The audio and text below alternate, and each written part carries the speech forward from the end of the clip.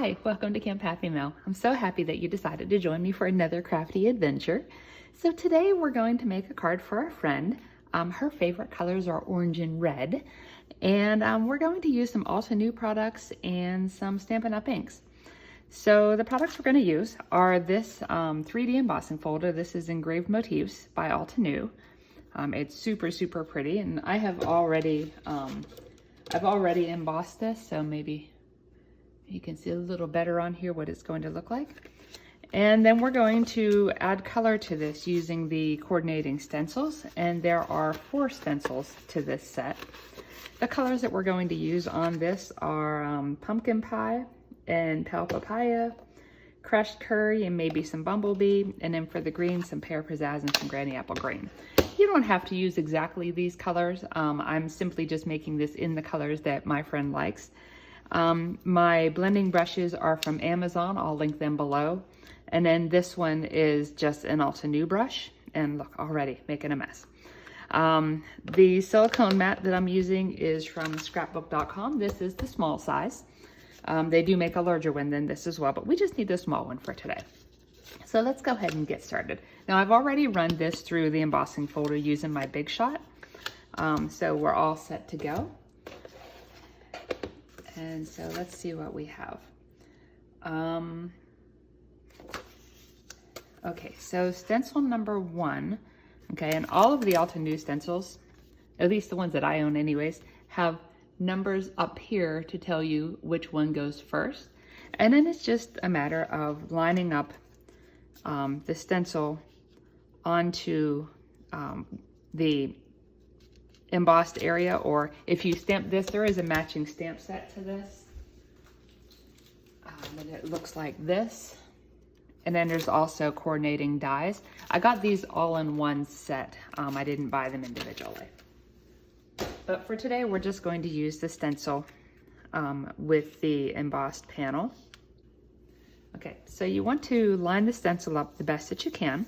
And then we're going to start with the lighter colors and work our way to dark. So let's just put all the darker colors aside for now. And it's actually this one. So these are the ones we're going to work with. So I'm going to start with, I think, the bumblebee in that center area. And I'm going to grab a smaller brush for that. Okay, and I am going to use the same blending brush for both my light and my dark colors, which is why I'm going to start out with the light ones. But I've got some paper towel here that I'm going to get color off of these, because I've previously used these with other inks as well. I also use these with my Catherine Polar inks. Doesn't hurt anything to use the same brush over different ones, except for the Tim Holtz Distress inks and the Distress Oxides. You don't want to mix those brushes with anything else that you're using. But when it comes to my other inks, they're all pretty much the same. So I've never had an issue using the same brush with my Stampin' Up inks or my Catherine Polar inks or my Altenew inks. But it's totally up to you. I mean, you can certainly have a separate brush for each one, and you can have a separate brush for each shade if you want, but I haven't found that necessary so far. So we'll just clean these off. Okay.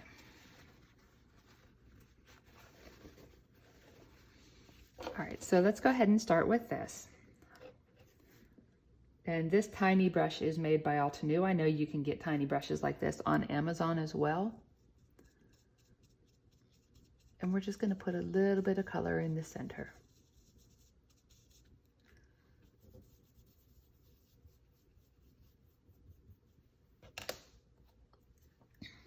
Okay, now I'm going to go in with the pale papaya and do the first layer on our flowers. If I can get the ink open. I always struggle getting Stampin' Up inks open.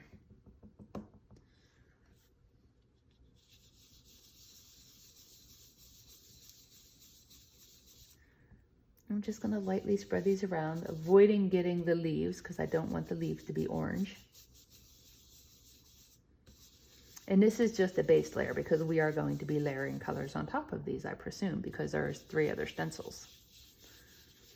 So I find it always best to start out with your lighter colors. That way you can build the color up. Whereas if you start with the dark colors, then you're not going to be able to see your lighter colors.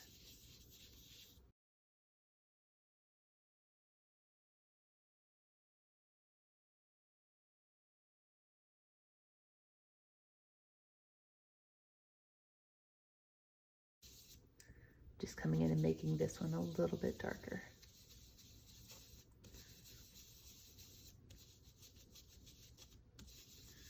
Okay, I think that'll be good to start. I'm gonna set this one aside, and then let's do our light green.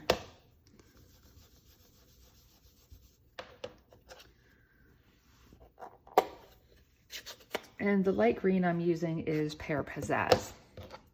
And again, you can use any shades that you want. You don't have to use these ones in particular. You don't even have to use Stampin' Up! If you don't want to. These are just what I happen to have. I do have a full set of the Stampin' Up! Inks prior to the last color change that I just did. And I haven't updated my colors since because I feel that I have enough colors to work with. So I probably won't upgrade to or update to what they currently use. I like the old colors that they had in their color tables. And these all work just fine with me, and I don't see a need to add other shades right now.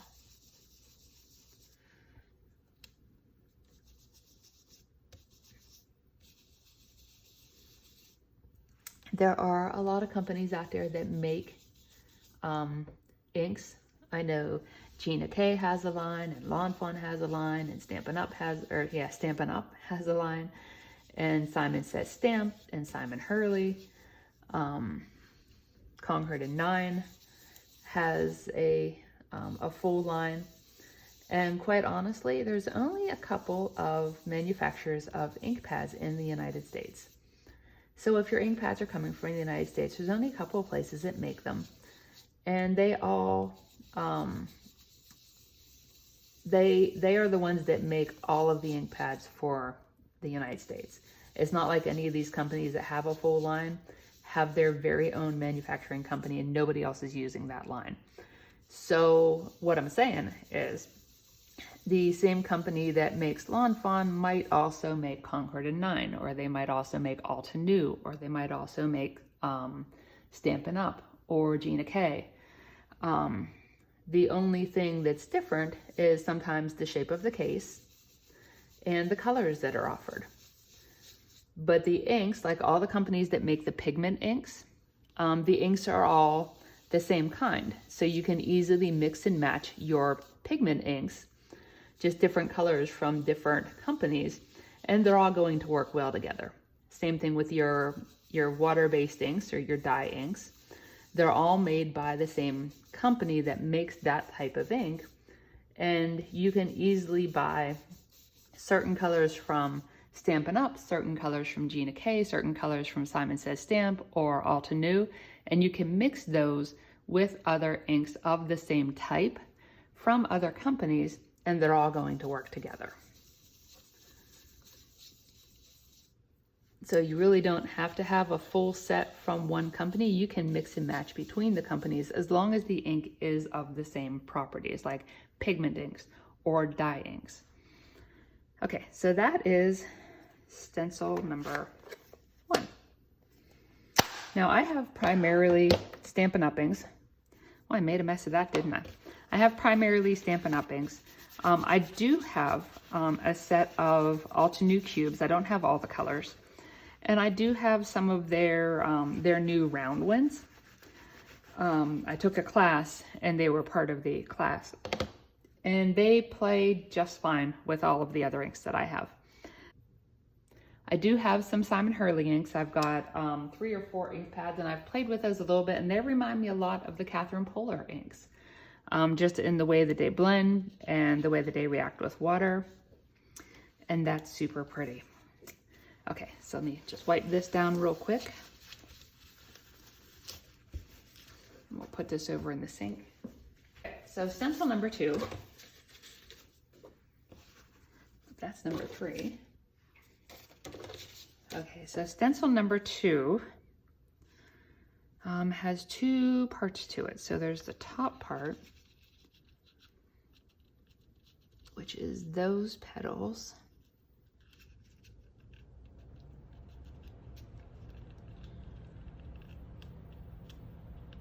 And this one is a little tricky to line up,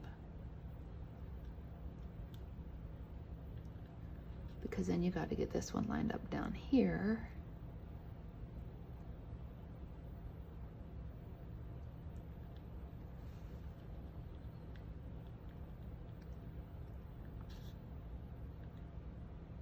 Okay, I might have to do this in 2 parts, because to line this one up, it doesn't line up right up here.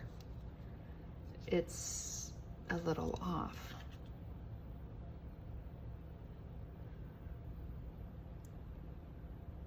Okay, so we're gonna do this one in 2 parts. I'm gonna do this section down here first.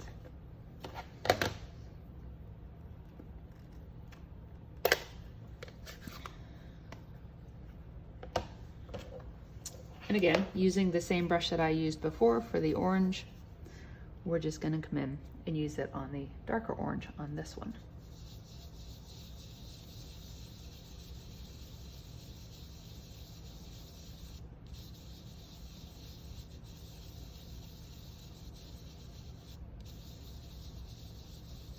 You don't really need a whole lot of ink when it comes to stencils. That's pretty, okay. So now let's line it up here. There probably is a trick to this. I might have to research this one a little bit to find out why it doesn't exactly line up whenever you put it with the one below.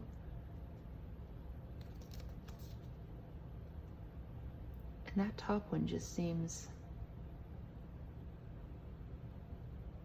Okay, we're gonna do this really carefully because this one leaves a lot of extra space around it.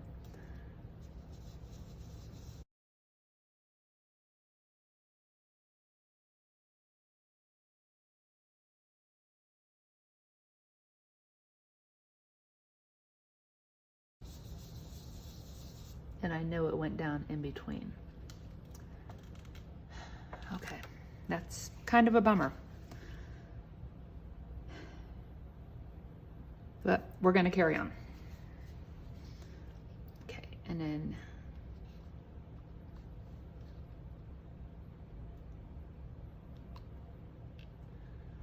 this is the second part of this one.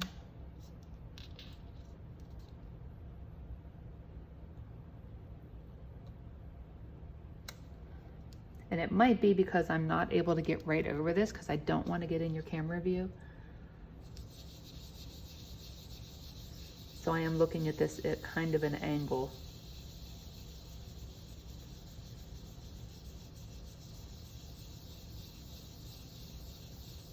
It's the hard part about filming with an overhead camera,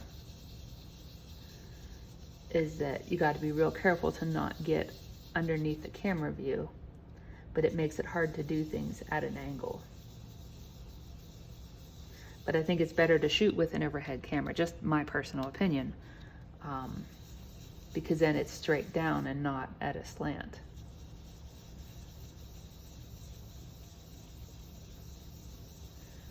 And I'm sure that this is something that everybody that films runs into.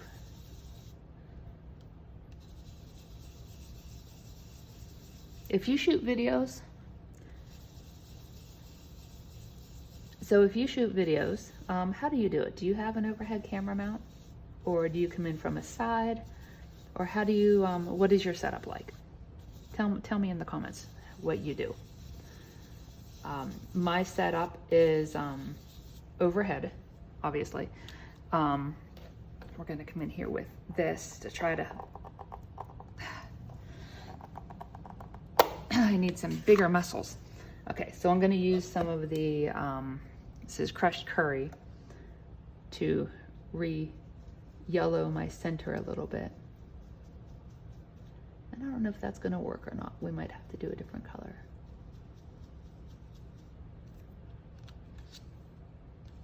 Now it's a little messy in the center, but I think it's gonna be okay.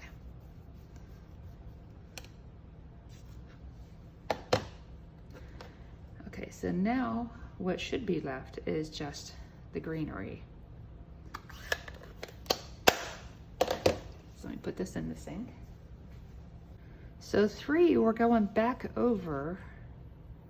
I don't think that's right because they're not shaped right. That must be different flower motifs, because on this stamp set there's a couple of different ones. So 3 probably goes to this one, most likely.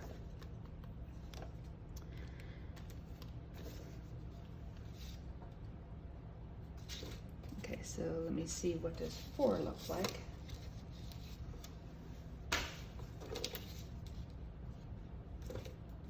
Okay, so this is 4. Okay, so apparently these stems and leaves get left white. Wasn't aware of that. It's pretty. I kind of wish that they were green, but there isn't a stencil to do that. So I guess we'll leave them white. We got a little bit outside here, but that's gonna be okay. Okay. Well, that's pretty. I think I can be good with this. So let's go ahead and make this into a card. Now we're ready to make this card, and I think we're going to keep this one really simple because I do want this to stand out as the focal point. I don't want a whole lot of extras on it. So I think I'm just going to trim this down to fit on a standard A2 size card base. So this is what I do whenever I just need to eyeball stuff to cut it down. I don't worry about exact measurements. I just simply do this as I want it to be. So I'm gonna line this up this way, and I'm gonna take it off of this side. So I just eyeball in a little bit where I think it would be, and then same thing down at the bottom, and then I trim it. Now I could have just as easily pulled out some dies and done it that way, or pulled out the roller and measured things up. But honestly, I didn't really want to run this back through the die cut machine. I think it needs a little bit more off the top or bottom. I didn't want to run it back through the die cut machine because I didn't want to flatten the design that's on here. So, and I think eyeballing things up sometimes is just perfectly fine. We don't have to make things difficult. And just like that is perfect. So we'll go ahead and get this glued down.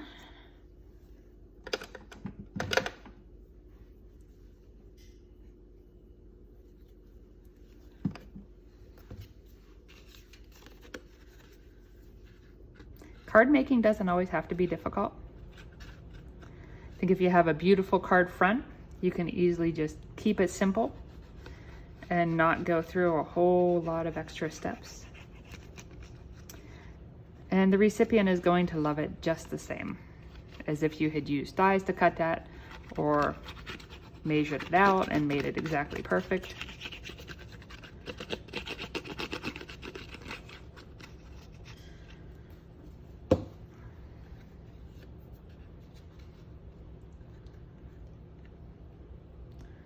We're just going to center that up.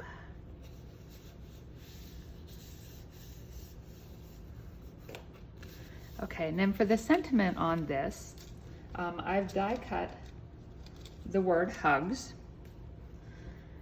and I'm going to layer these up, and I'm going to use my ink to make this one orange.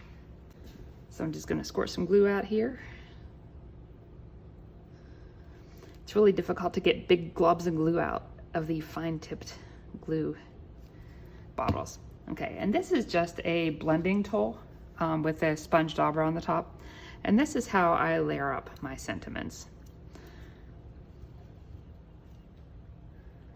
Just put the glue on them like this. Let's move this out of the way so we don't get anything on it. So that's the first layer. And sometimes they stick to your fingers like this one today. And then I put the second layer down on it.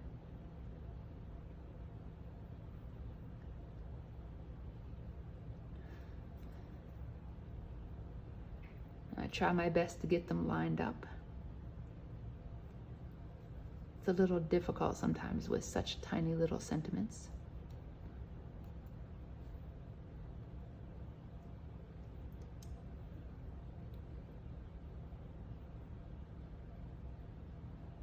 Okay, and that one's stuck, so we're just gonna leave it be. And then I repeat the process again. And actually, before I do the next layer on here, I'm gonna go ahead and do this part of it.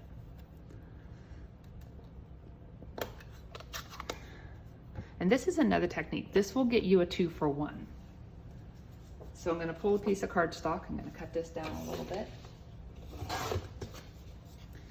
So I put my sentiment, my die cut, down on my ink pad, and then I press it down. And this is going to pick up ink on the sentiment, but also on my cardstock.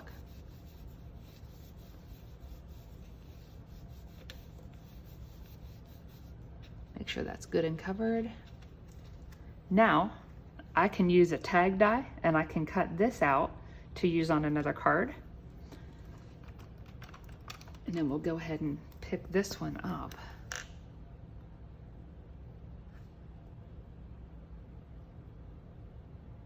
And there's my word in orange, and we're going to let that dry for a second. So we'll set this aside to use on a different card. Every time that I color a sentiment using ink pads, that's exactly what I do so that I get a 2 for out of it. And this has a little bit of ink still on it, so let's just go ahead and help this along a little bit.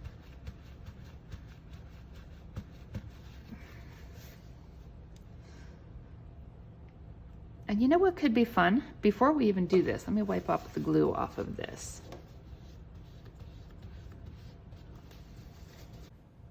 All right, I think what we're gonna do is we're going to emboss this, give it a little bit of shiny to it.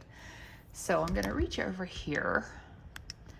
In this drawer is where I keep all of my embossing supplies.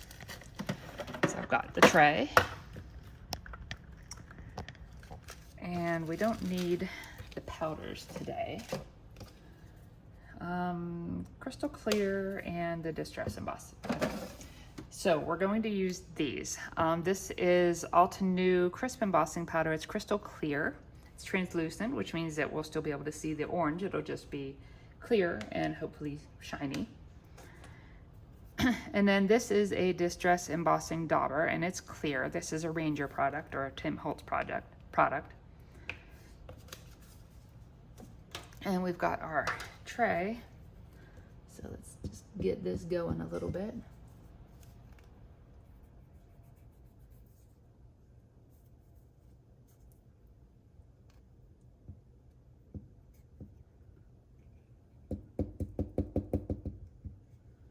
Okay, there we go. Now it's starting to come out.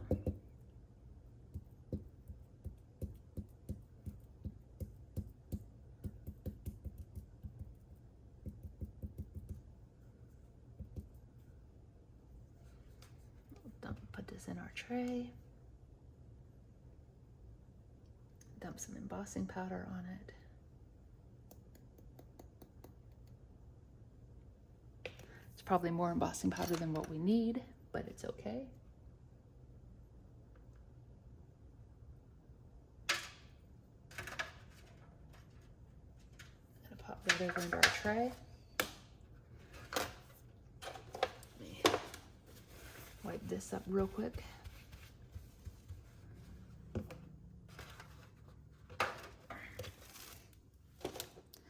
Now we're going to heat emboss this with our heat tool. We're going to heat this up. This tool, this is a Wagner heat gun. It's got 2 settings on it. It's got a low setting and it's got a high setting. You can get these at Lowe's or Home Depot. It's always good to let them warm up for a little bit. You never want to touch the tip of this or get your fingers anywhere near that because you will cause burns that will cause you to have to go to the hospital.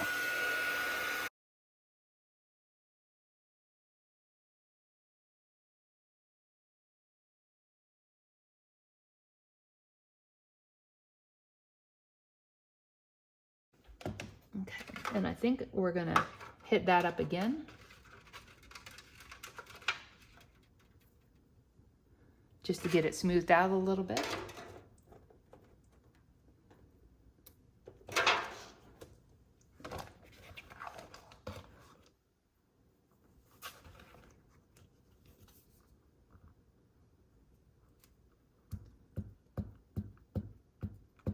Whoops. Don't need it on the back.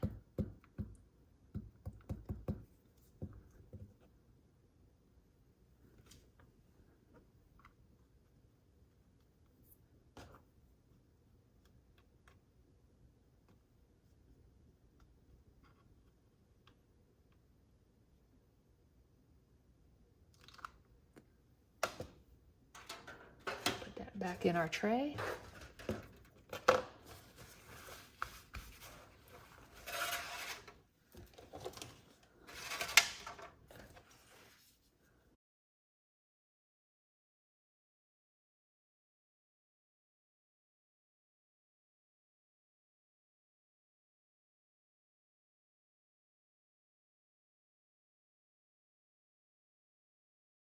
That looks good.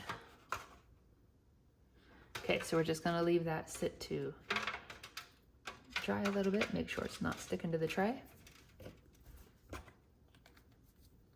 Now that definitely darkened the color of the orange, which is fun. I think it'll stand out nice on the card.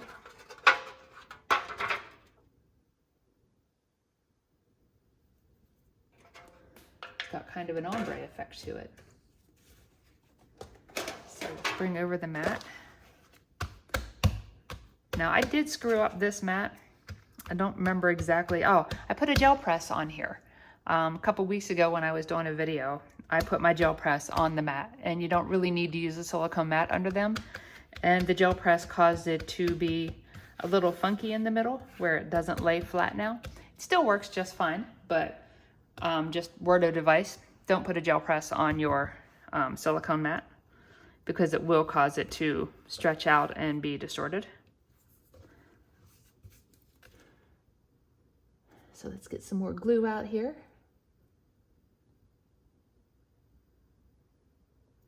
Yeah, I should have really just put my gel mat down on my regular craft mat, or my regular harder mat, rather than on the silicone mat.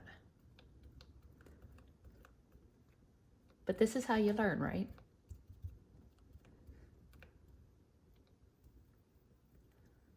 So now you can learn from me and don't do that.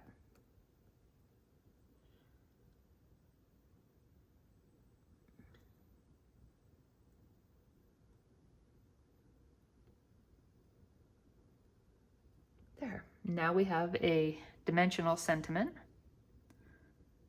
that is orange and glossy. I think that'll be really pretty on the card.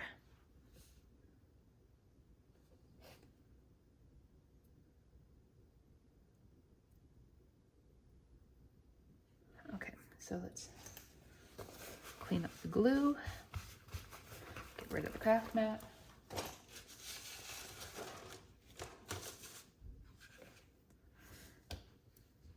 Okay, I'm gonna go and rinse this out because you don't want to ever let your glue dry on one of these because it won't be as usable. And I'll be right back. So now we're going to go ahead and put our sentiment down on our card. Now I am applying the glue directly to the back of this because I want a little bit heavier of a glue application on this because it is it's a thicker sentiment than just doing one layer.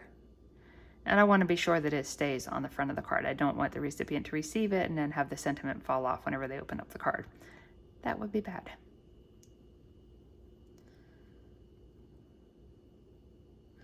And the layers are coming apart here, so we'll have to go in and fix that. I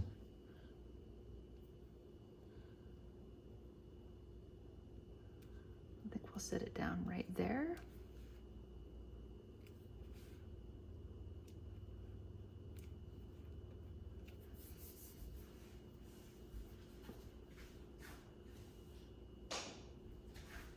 going to put an acrylic block on this for a second.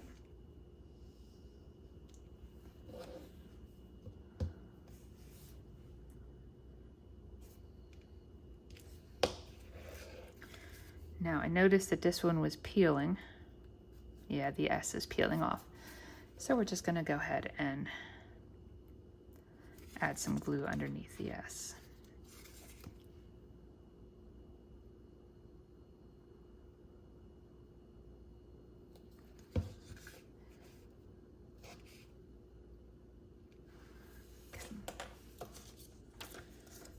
And the last things we have to do is add a couple of little blingy things. I'm not exactly sure where we're going to put them at, so we're going to figure this out together, just like we did the last one. A rule of odd numbers, or rule of 3, would tell me that I would do 2 up here and 1 down here. I don't think I want to do that though. I think I'm going to put 1 out here, 1 over here, and maybe 1 down here, just because I can.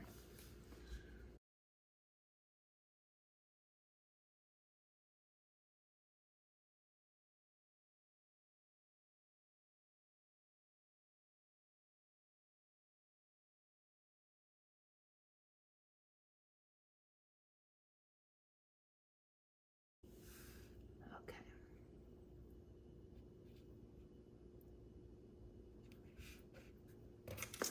And then the very last thing that we need to do to this is to put a panel on the inside so that I can write in it.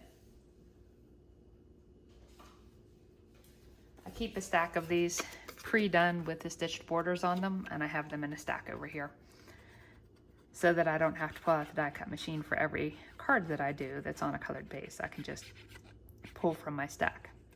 And every now and then in the studio I do a restock of pre-cut card bases, pre-cut card fronts, these sentiments already cut out. It's getting to be about time for a restock. Maybe I'll record that. Is that something you might be interested in seeing, is how a restock of a studio is done? Let me know. Do you do that, or do you do your, do you just make every card one at a time, or do you have stuff that's already pre-cut to save you time? Let me know how you do it. So there we have it. This is our stencil card for today. I hope my friend Betty likes this one. I'm sure she will, because it's orange and that's her favorite color. And just about every card that I make for her is orange. It's not a color that I work with a whole lot, so I'm very thankful for my friend Betty, because it forces me out of my comfort zone of not working with orange. So thank you, Betty. And that's the card for today. So I hope you enjoyed seeing this one coming together. And I'll look for you in the next video. Thanks. Bye.